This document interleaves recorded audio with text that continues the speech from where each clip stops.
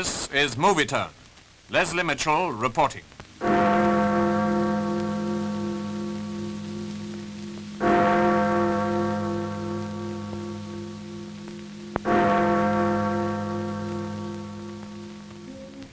Yesterday morning at 2:41 a.m. at General Eisenhower's headquarters, General Jodl, the representative of the German High Command, and of Grand Admiral Dönitz, the designated head of the German state, signed the act of unconditional surrender of all German land, sea, and air forces in Europe to the Allied expeditionary forces and simultaneously to the Soviet High Command. Hostilities will end officially at 1 minute after midnight tonight, Tuesday, the 8th of May. But in the interest of saving lives, the ceasefire began yesterday to be sounded along all the fronts. The German war is therefore at an end. We may allow ourselves a brief period of rejoicing. Today is Victory in Europe Day. This was the moment we'd all been waiting for. Enormous crowds had gathered outside the House and all over the centre of London to hear the end of the war in Europe officially announced by the Prime Minister. True, VE Day had been anticipated by the people of London, who'd done a bit of unofficial celebrating the previous evening. But this was the real moment, and this is how Winston Churchill ended his broadcast. Advance Britannia! Long live the cause of freedom! God save the King! After the Premier had repeated his announcement to the House of Commons, the Speaker led a procession of members, headed by Mr Churchill and Mr Greenwood, across to St Margaret's for a Victory Thanksgiving service.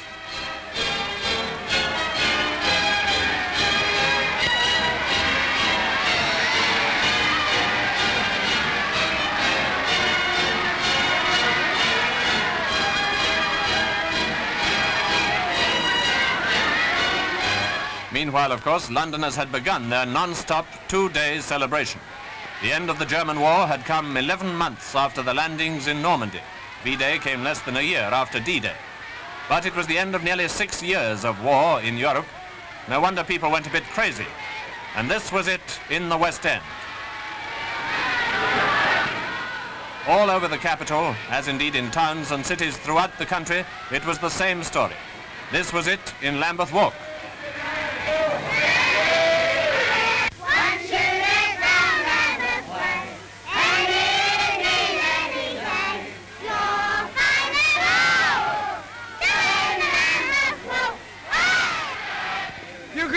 Bet when the Lambeth people are about, there'll only be one winner. That's the Lambeth people will fight anybody in the United Kingdom or outside the United Kingdom. Almost right up to the end, London and southern England had been under fire. London certainly had as much right as anywhere to celebrate victory, and London certainly did.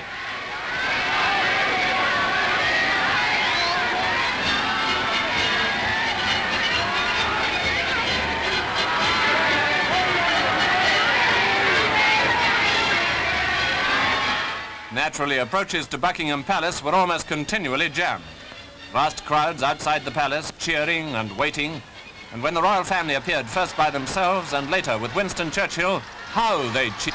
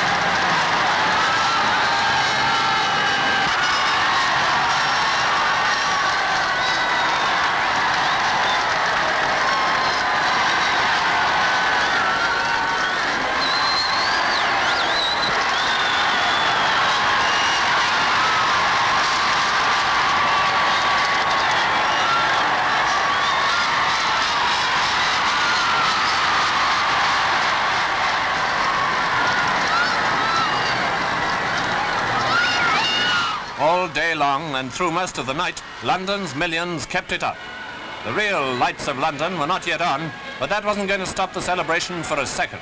Everyone realized perfectly well that although the German war was over, the Japanese war was not.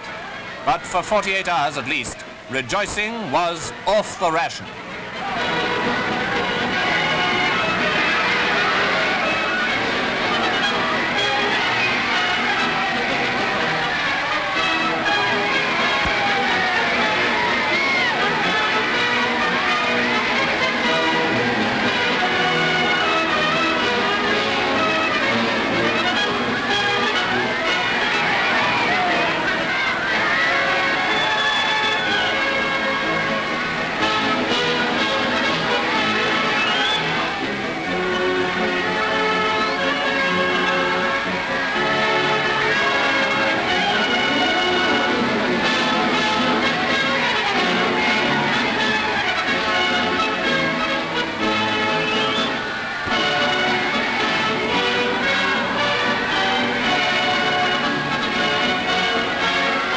All through the day, the King and Queen had answered call after call, so it was again at night.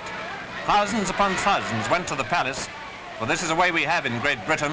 The family and the head of the family rejoice together.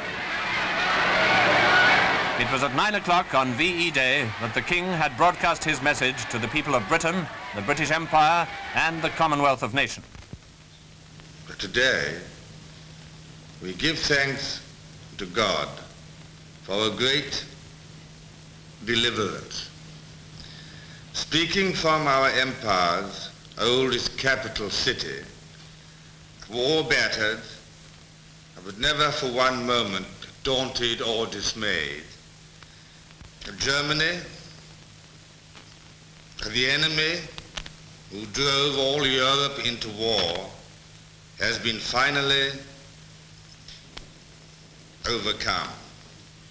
In the Far East, we have yet to deal with the Japanese, a determined and cruel foe. The Queen and I know of the ordeals which you have endured throughout the Commonwealth and Empire.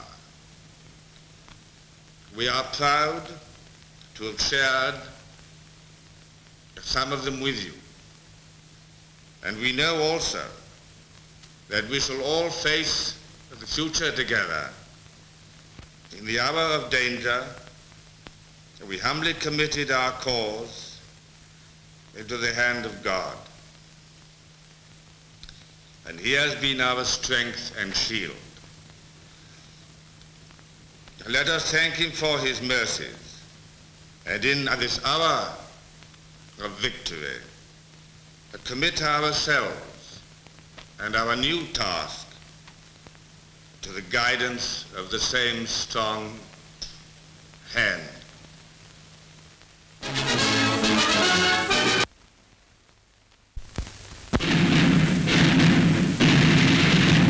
This is